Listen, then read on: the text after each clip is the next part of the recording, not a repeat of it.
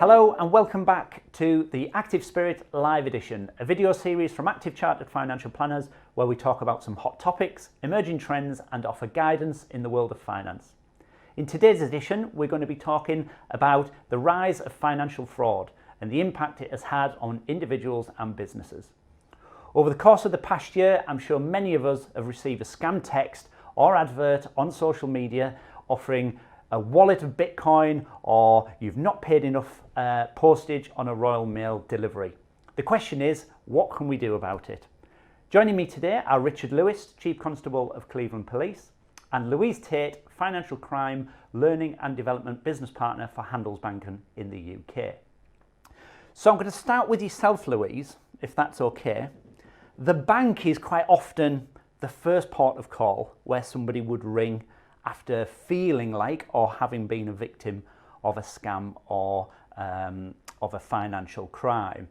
What would you say are the main signs to look out for if someone suspects that they've been a victim of crime? I mean, I think the main thing really is that if they feel that perhaps they've been forced into doing something that it doesn't feel quite right, that there's been a whole sense of urgency around the payment that they're being asked to make, and it can really be a sort of a gut feel that it just doesn't seem quite right.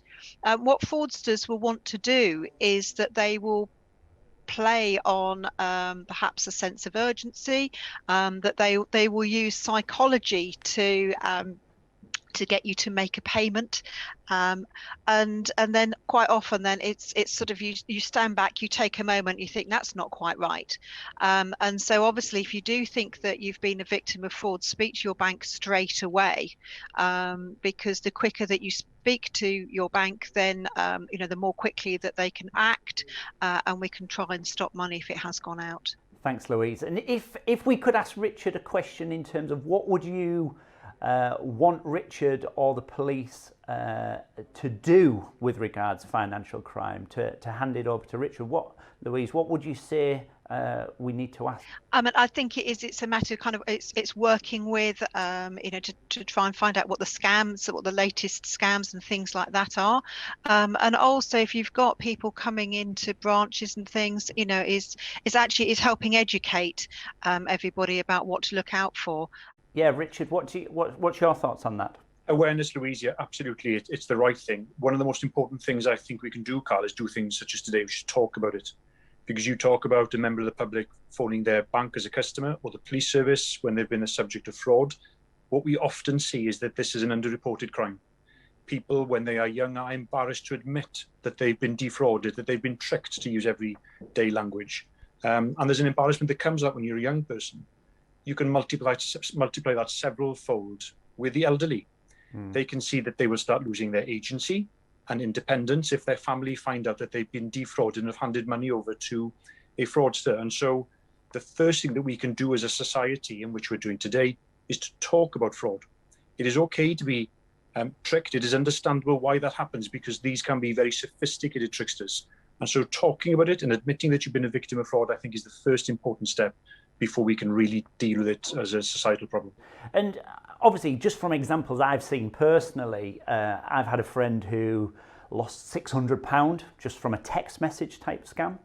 And then there was an example actually that I'm aware of, but then it was also on TV with Martin Lewis a few weeks ago, where somebody has potentially lost £60,000 by sending money in what ultimately became a fraudulent investment scheme. So the scale can be massive, can't it? And you're talking big numbers, Richard. Where do you think these things tend to originate? Are they local? Are they national? Or are they more on an international scale? Where are you finding that they come from?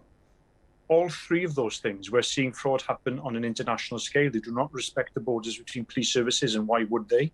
We're seeing it nationally on things such as courier fraud, where a person at the end of the phone in places such as London, which is often where these things originate, not always, I hasten to add, but they do often begin in places such as London, in big warehouses, making a phone call to somebody local in the Cleveland area and having a courier fraud, therefore, go to the address of the victim to pick up the money.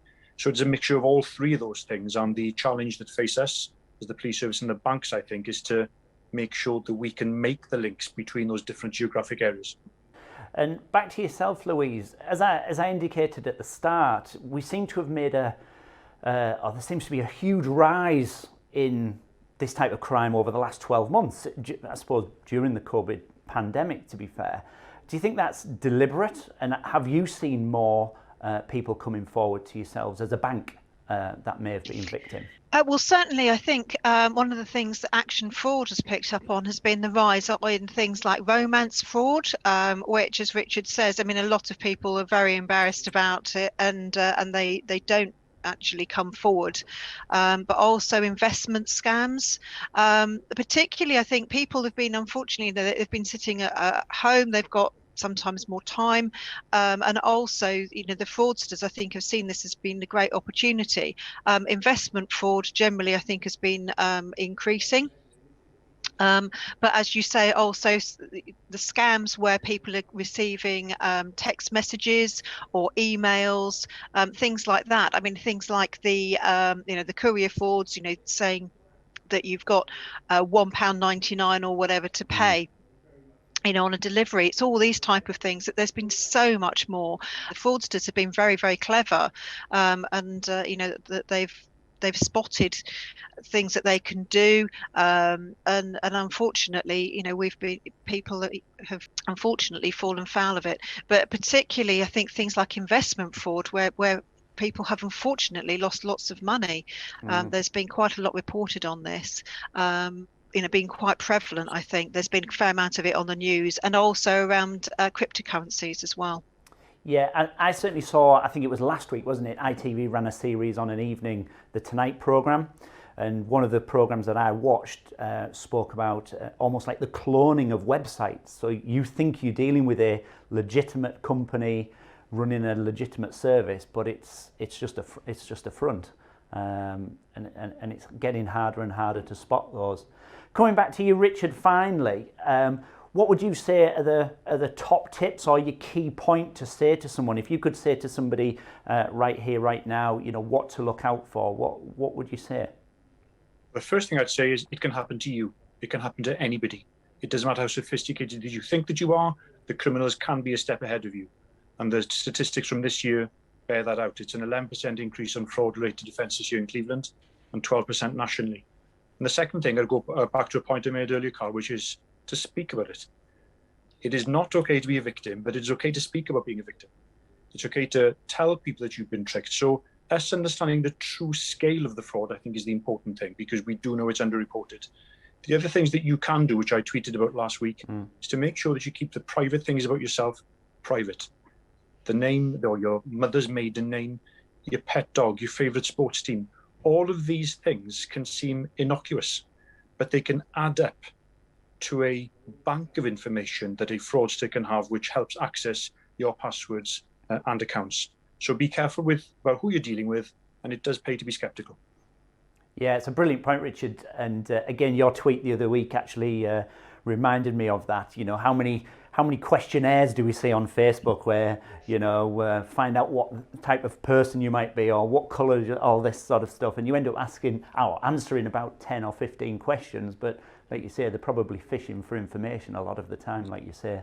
And finally, Louise, what would you say is your top tip or your biggest warning signal to people in today's world? Oh, I'd absolutely echo what Richard says, and then also add perhaps around the sense of urgency, that if you have got somebody phoning you up or contacting you and asking you to do something urgently, you know, that you might miss out, or it might be too good to be true if you don't act now. I would say that that's probably quite a warning as well. Thank you, Louise, and thank you, Richard. Hopefully this short episode of the Active Spirit Live Edition has provided you with some useful insights into how we can all be more vigilant with the threat of financial scams and fraud. My advice, whenever you're considering making a financial investment, however trustworthy it may seem, always make sure you speak to a professional advisor like your accountant or your financial advisor for the benefit of their knowledge and experience. Thank you for joining us in this episode, and thanks to my guests Richard Lewis and Louise Tate. Please join us next time.